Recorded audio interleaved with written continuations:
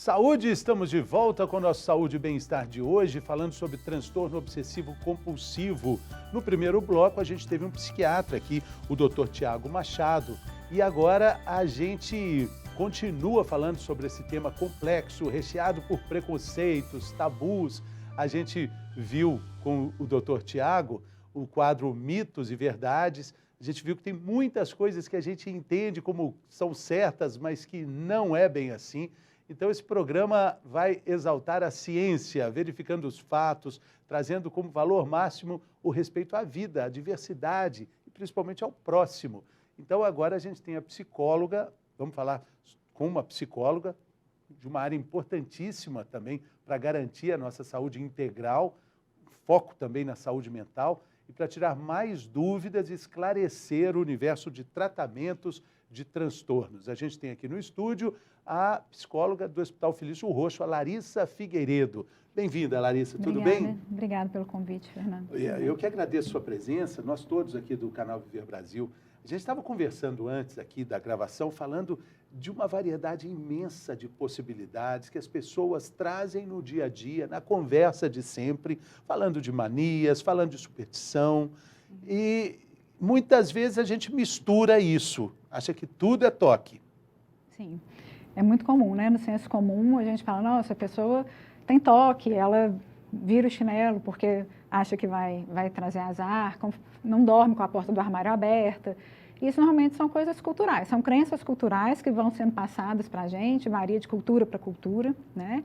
E é bem diferente do transtorno obsessivo compulsivo. A gente fala, todo mundo tem transtorno? Não, né? É uma prevalência que não é tão grande do transtorno obsessivo compulsivo. O que diferencia mais para a gente, que é muito importante a gente frisar, o Dr. Tiago já falou muito, é a intensidade, a frequência desses rituais que a pessoa faz, a intensidade do sofrimento dela e o prejuízo funcional na vida dela que esses rituais vão trazer. E os rituais obsessivos, diferentes dessas superstições, eles são causados para tentar aliviar a obsessão. Então, eu tenho um pensamento intrusivo, um pensamento que eu não tenho controle sobre ele, ele vem, eu não consigo ficar livre. Por exemplo, minha mãe vai morrer. E aí, para eu ficar livre disso, eu começo a criar alguns rituais. Então, eu tenho que bater na madeira 3 vezes, eu tenho que rezar uma Ave Maria e um Pai Nosso. E aí, esse pensamento alivia na hora que eu faço isso, mas daqui a pouco eu tenho ele de novo.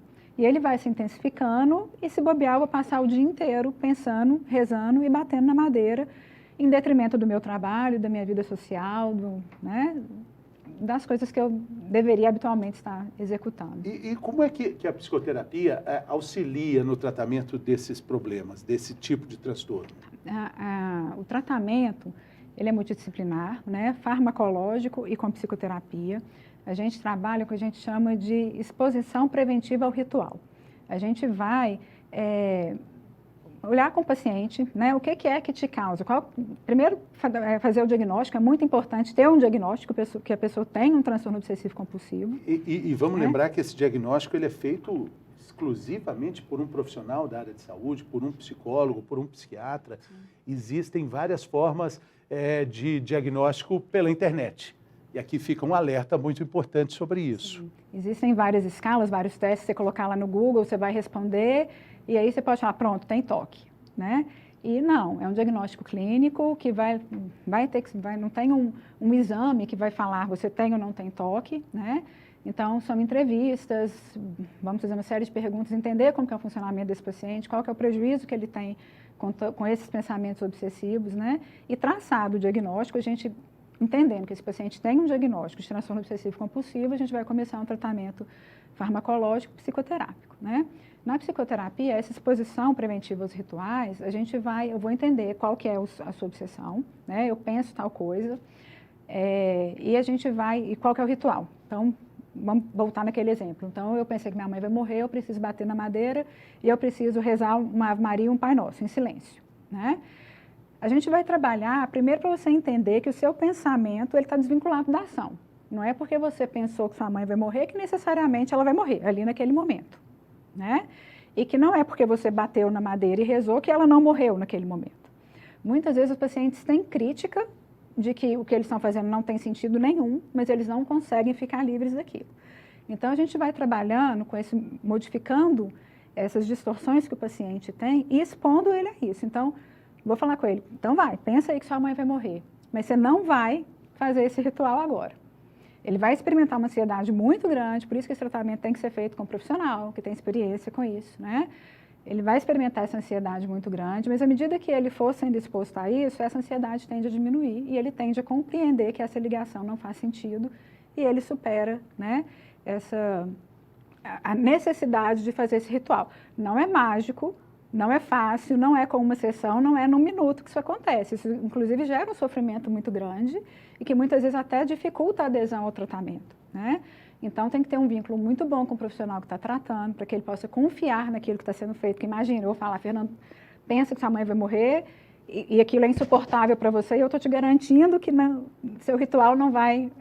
E que, na verdade, eu estou só entendendo que eu não tenho controle sobre nada, Sim, né? sim. Eu posso ter controle sobre as minhas atitudes, Sim. sobre as minhas reações. Acho que a pandemia trouxe muito isso para todos nós, né? Da nossa total e absoluta falta de controle que a gente achava tão imperativa, tão Sim. definitiva sobre tudo o que estava relacionado com a nossa vida, né? Exatamente. E junto com esse tratamento de exposição e prevenção de rituais, a gente vai trabalhando nessas crenças dos pacientes, que a gente chama às vezes de crenças que são disfuncionais, né? Que muitas vezes não são verdadeiras, mas que levam ele a ter comportamentos que não são tão adaptativos, né?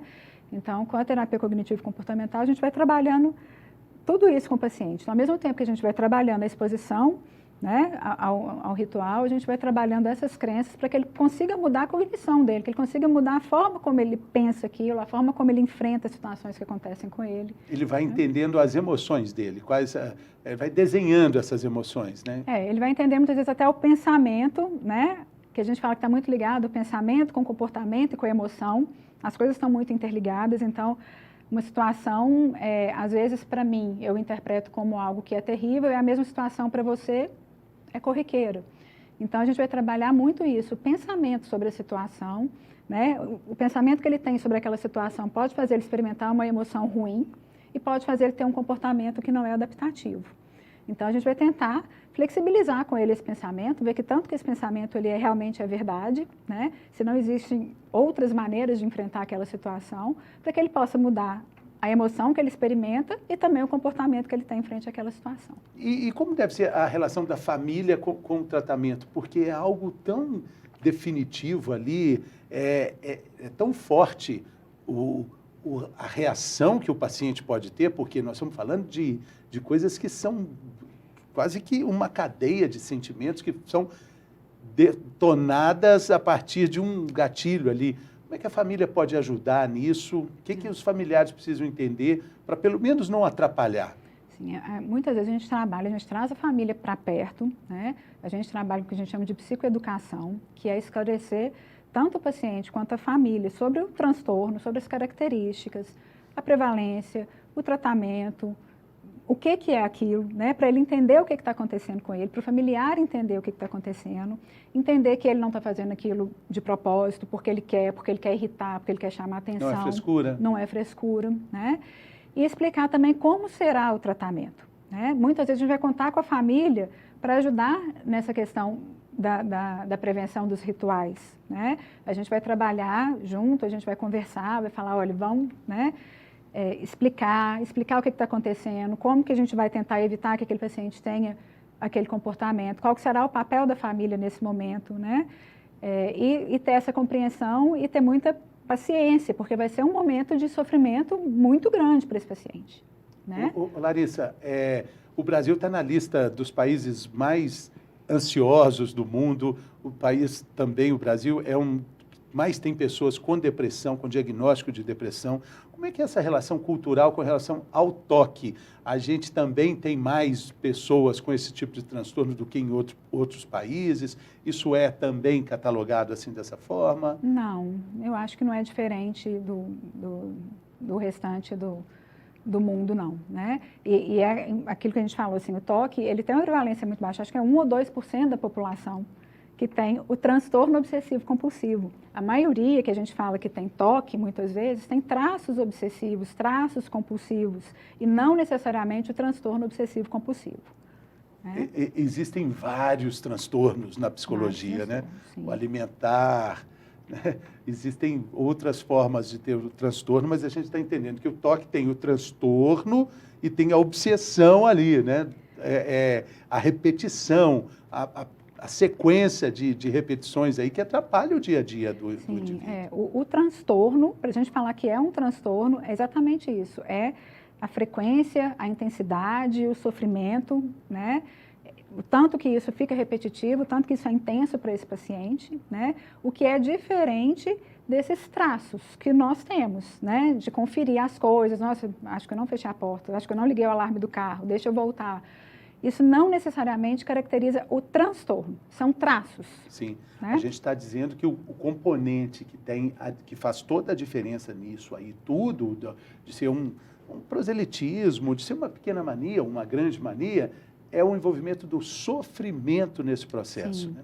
Tem sofrimento. Exatamente, sofrimento intenso, frequência e intensidade. Né? Essa intensidade, sofrimento, a frequência e o prejuízo que aquilo gera na vida da pessoa.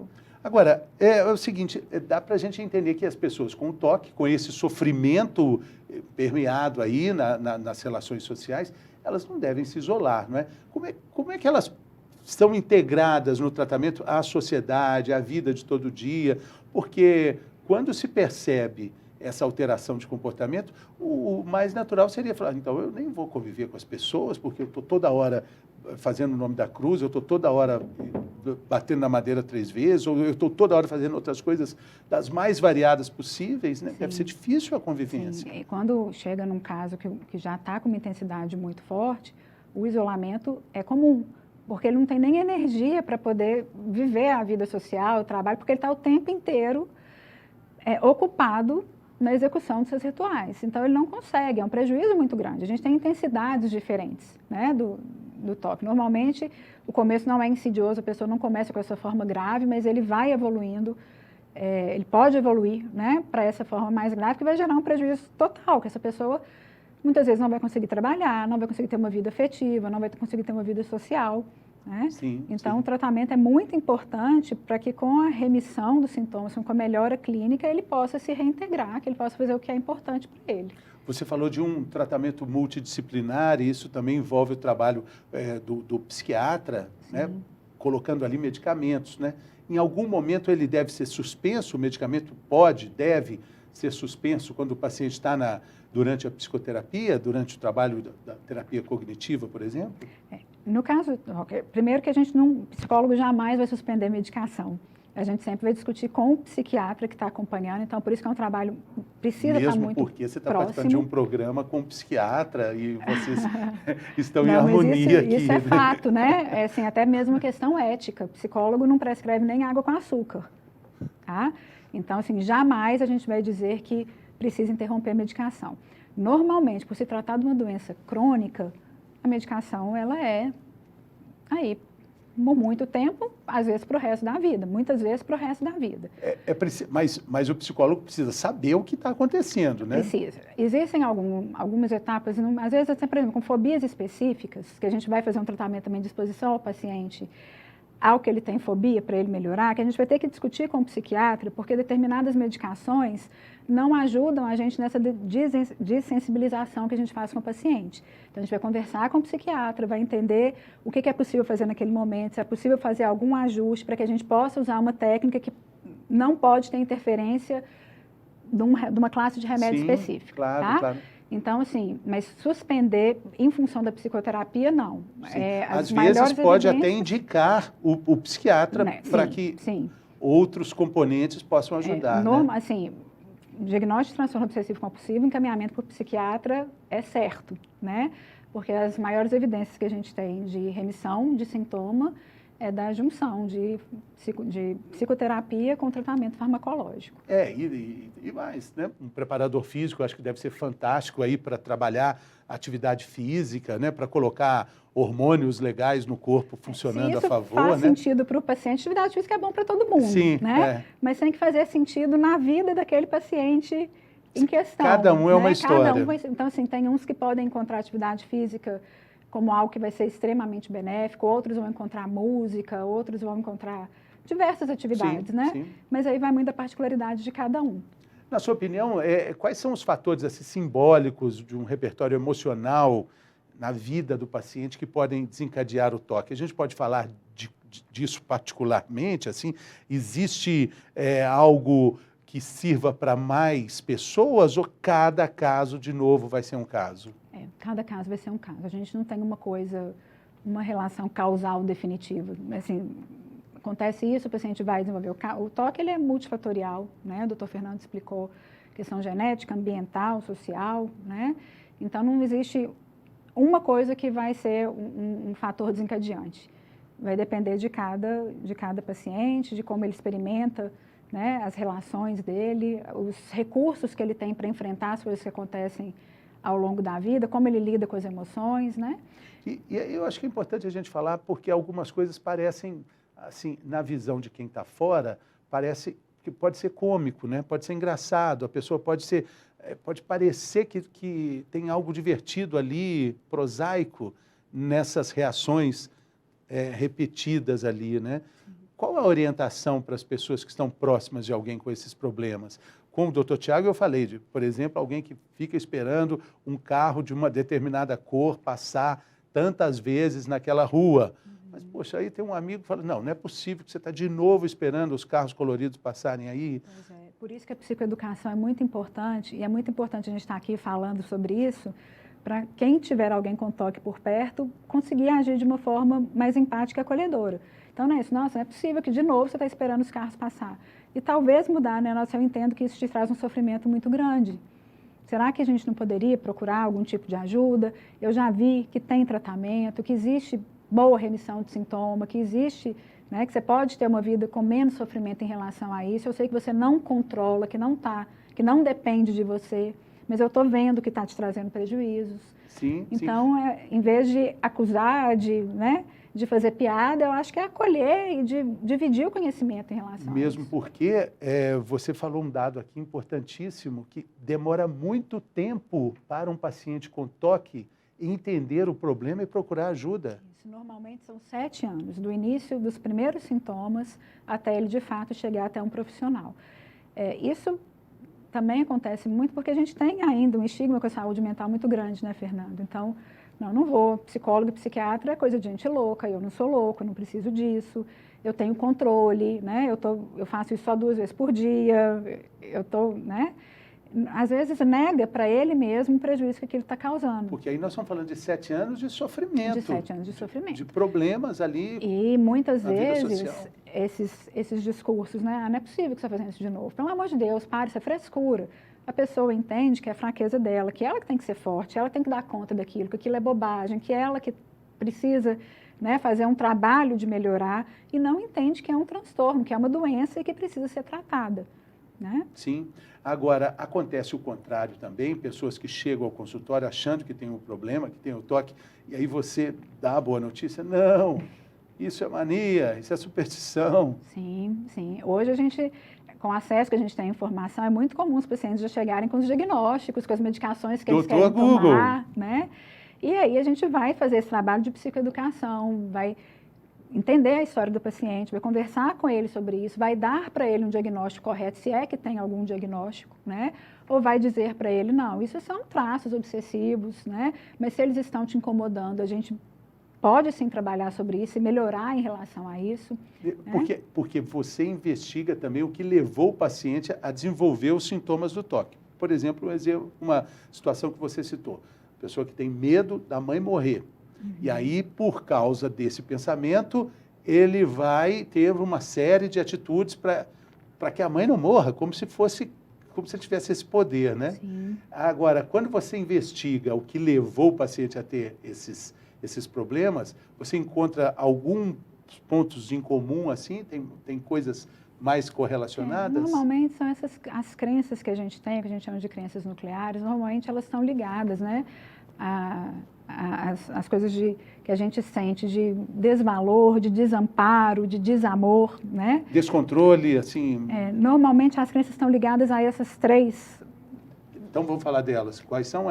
Desamor, desamparo e desvalor em relação a mim mesmo, em relação ao outro. E aí eu começo a construir uma série de crenças, né? Eu acredito em um monte de coisa que estão ligados a essas três, né?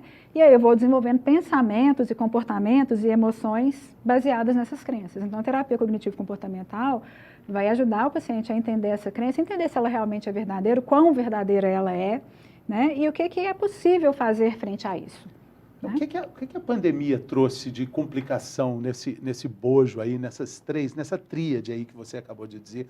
Porque também falei com o doutor Tiago, né? As pessoas que tinham esse toque de limpeza, essa mania de limpeza, acabaram ficando muito mais exageradas com isso, né? Sim. No seu aspecto clínico, a pandemia trouxe também alguns elementos interessantes.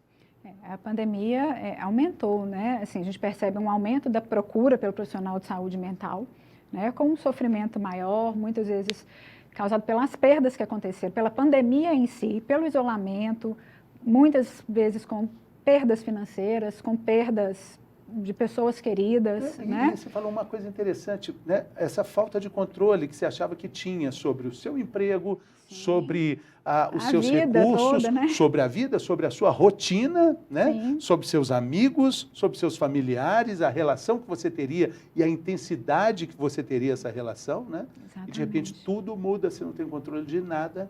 Isso também. E aí você tem que se haver com esse buraco que abriu ali na sua frente, né? Abre um grande buraco. E aí a gente vai trabalhar essas crenças todas, porque tem gente que vai se adaptar com facilidade, vai conseguir flexibilizar muito bem o que está acontecendo e seguir.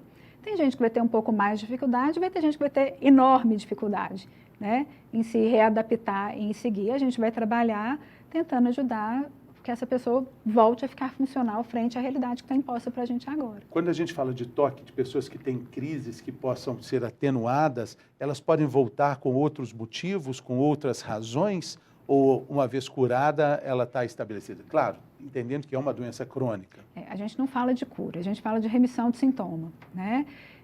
Então, o paciente que tem toque, ele não está curado, ele tem um transtorno obsessivo compulsivo que está controlado agora, né? Então, sim, esse transtorno ele pode voltar. E no tratamento, a gente trabalha, inclusive, com o que a gente chama de prevenção de recaída. Esse paciente conseguir reconhecer que ele está tendo uma nova crise, conseguir pedir ajuda e usar os recursos que já foram trabalhados em terapia. E aí por motivos diferentes? Motivos diferentes. As obsessões podem ser diferentes, né? Então, eu posso ter uma obsessão de que minha mãe vai morrer e aí eu melhoro em relação a isso e eu tenho uma outra obsessão e eu vou desenvolver um outro ritual, né? Para compensar aquela minha angústia. Então, a obsessão nem sempre é uma só. Às vezes eu tenho um monte de coisa que está me incomodando e eu vou criando um ritual para cada uma daquelas obsessões que vão me incomodar. E as outras questões paralelas que estão ali relacionadas com o toque, como a depressão, a ansiedade? Nós estamos falando de um problema que, você disse, o paciente demora cerca de 7 anos para encontrar um jeito de procurar ajuda, e aí quando ele chega, vem com tudo isso também, com outros problemas, né? Aí, ali anexados. Sim, a depressão e a ansiedade comórbidas com toque, elas são muito comuns, muito pelo intenso sofrimento que o toque causa, né?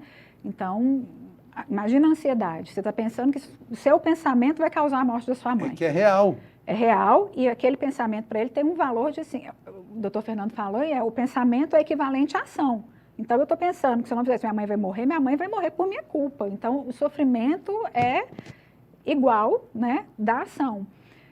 É uma angústia muito grande. E ele vai experimentando esses prejuízos sociais, e aí é muito comum que ele tenha crise de ansiedade ou que ele deprima, porque pode muitas vezes acontecer um isolamento social, essas situações de ser criticado, né, de ser julgado pelo comportamento que tem, pelo transtorno que tem. Então, é muito comum, a incidência de depressão e ansiedade comórbida no toque é muito, muito elevada. A gente falou rapidamente aqui de atividade física, aí você disse, se for do interesse do paciente, né? Mas essa também é uma forma da gente falar de tratamento, o que é do interesse dele, que pode ser saudável, ou cozinhar, fazer um curso de artesanato. Sim, as atividades prazerosas, né, que podem trazer para ele sensação de bem-estar, que podem fazer com que ele se sinta funcional, com que ele se sinta capaz, né? Então, às vezes ele está numa crise muito acentuada, ele não vai conseguir praticar atividade física, ele vai ter que correr rezando Ave Maria, não vai dar certo. Na medida que ele vai vencendo isso, que ele vai vendo que ele consegue, isso reforça o comportamento de, está vendo, eu consigo controlar meu pensamento de determinada maneira, eu consigo exercitar coisas que são prazerosas para mim, eu consigo ser funcional, né? Então, é muito importante a gente trabalhar o que a gente chama de fatores protetivos para o paciente, aquilo que pode ajudá-lo, os vínculos familiares, amorosos, as atividades laborais, né? Os hobbies, é muito importante levar isso em consideração. O doutor Tiago falou do diagnóstico importante em crianças até 14 anos, então é um universo que a gente tem uma abundância aí de problemas também, né? Sim. Talvez para os pais fique também difícil identificar isso. Sim. Foi o que o doutor Fernando falou, com criança a gente identifica mais pelos rituais, né? Então, você vê que seu filho começa a fazer um monte de coisa ali repetitiva, né? E aí, talvez seja sinal de procurar uma ajuda, que pode ser tudo e pode não ser nada, inclusive. Com né? as crianças também tem o componente do sofrimento em crianças e adolescentes? Sim, a compulsão sempre é uma tentativa de aliviar a obsessão. Mas como o repertório cognitivo da criança ainda está em amadurecimento, muitas vezes ele não consegue verbalizar. Ele não tem uma compreensão daquilo, ele sente uma angústia muito grande, um sofrimento muito grande, ele percebe que fazer determinada coisa alivia, né? Então, ele não vai falar com você, não, eu estou pensando, se eu não fizer, vai acontecer tal coisa. Quais são os pontos de atenção que os pais devem ter? Porque pode parecer tão bonitinho ter o filho ali enfileirando os carrinhos, todos de uma cor só, depois todas as roupinhas, sei lá, organizadas de tal forma. De novo, a gente tem que ter muita atenção para não hiperdiagnosticar. Então, o filho enfileirar o carrinho, bonitinho, colorido, às vezes não é absolutamente nada preocupante, né? Às vezes ele gosta mesmo da sensação de ver tudo arrumado, mas aquilo não traz prejuízo para ele. Ele não depende de fazer aquilo para conseguir desenvolver uma outra tarefa, sabe? Tem criança que gosta de tudo arrumado, gosta de ver sequência de cor. Tem gente que você abre o armário, ele está as roupas separadas por cor, tamanho, tudo certinho. Nossa, eu tenho 2 filhos que eu gostaria tanto que eles tivessem um pouquinho, só um pouquinho já dava uma alegria tão grande, não pegar nada disso. Sim. Então, é muito importante, na dúvida, a gente procurar uma avaliação para um profissional, porque às vezes a gente está preocupando de forma excessiva com algo que não merece aquela preocupação, e às vezes a gente deixa passar algo que poderia ter uma intervenção. E aí, quais são os pontos de atenção? Acho que alteração de comportamento, sofrimento, retraimento, né? E aquele ritual tem que ser imperativo, a criança tem que fazer aquilo, ela não dá conta de não fazer. Aquilo gerar muita angústia, gerar muito sofrimento, aí eu acho que é hora de procurar ajuda, conversar na escola, que a escola observa muito, a criança passa muito tempo da vida dela lá, né? Então, os professores, as pessoas que acompanham, normalmente conseguem ajudar com essas informações também, né? Interessante. E os grupos de apoio? Eles são eficientes? Eles podem ser um lugar também para procurar ajuda? Sim, pode sim. Né? Tem muitas pessoas que se identificam com os tratamentos em grupo e é de novo individual. Tem gente que não se adapta de jeito nenhum ao grupo e tem gente que deslancha ali no trabalho. Ouvindo as histórias, ouvindo se identificando, entendendo que ele não está sozinho no mundo, né? Assim, não sou só eu que tenho isso, tem mais pessoas que têm esse mesmo sofrimento que eu, vendo histórias que já foram bem-sucedidas, né? Porque a gente fala do cuidado que é preciso ter nesse autodiagnóstico via internet, via Dr. Google, mas a gente precisa também falar dessa parte boa da internet que conecta pessoas, literalmente do mundo inteiro, em prol de uma causa que pode ser... nem tudo vai ser tão bom ou tão mal, né, Fernando? A gente tem que saber usar, né? Então, certamente a internet tem inúmeros benefícios, né? Inclusive você poder conversar com uma pessoa que está lá do outro lado do mundo e que está passando por uma situação semelhante à sua. Né, problemas parecidos. Mas, Larissa, para a gente caminhar aqui para o fim, qual o recado que você gostaria de dar para o nosso público? Já falamos várias coisas importantes, mas para a gente fechar esse programa que ficou muito bacana, sobre a forma de lidar com isso.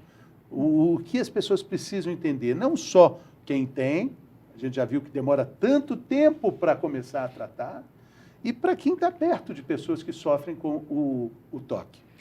Que existe tratamento, né? Que ela deve procurar ajuda, que não é motivo de vergonha. A gente fala essa questão do estigma, se a pessoa chega para você e fala, estou com pneumonia, vai no médico, né? Vai lá procurar tratamento e tudo. Mas quando a gente fala de um sofrimento psíquico, muitas vezes a gente não valoriza, a gente fala, isso é bobagem, né? Daqui a pouco você melhora, larga para lá. Então, é não ter isso. Se é uma doença como qualquer uma outra, que tem tratamento como qualquer uma outra, então o paciente precisa entender que ele tem como ser ajudado, né? E que existe uma boa resposta ao tratamento. Então, que esse sofrimento dele pode ser evitado ou pode, pelo menos, ser amenizado. E eu acho que vale também em vários outros casos, né? A gente fala muito aqui quando a luta, né, contra a diabetes, quando o paciente toma as rédeas da sua própria história, quando ele vira o protagonista junto com a equipe de apoio, a equipe multidisciplinar, ele tem uma qualidade de vida muito melhor. Né? Ele ter conhecimento, né, sobre o que está acontecendo, ele reconhecer os sinais de que algo não vai bem novamente, ou que ele está começando a ter alguma dificuldade. O que é o gatilho, né? Ele saber procurar ajuda, né? Então, assim, ele entender o que é o transtorno, isso tudo contribui muito para o sucesso do tratamento. Não deixar os pensamentos irem se concatenando, né? Pensando para virar aquele problema. A gente né? fala que é pensar sobre o nosso pensamento, né? Que legal isso, pensar sobre o nosso pensamento. Essa é a dica também de ouro do programa. Muito obrigado, viu, Larissa? Boa sorte para você na jornada aí, tudo de bom. Eu que agradeço o convite. Obrigada. Valeu. Muito obrigado também a você pela companhia até aqui. Você acompanhou aí mais um Saúde e Bem-Estar. Acompanhe também nas redes sociais do canal Viver Brasil, também pelo YouTube. A gente volta no próximo programa. Saúde!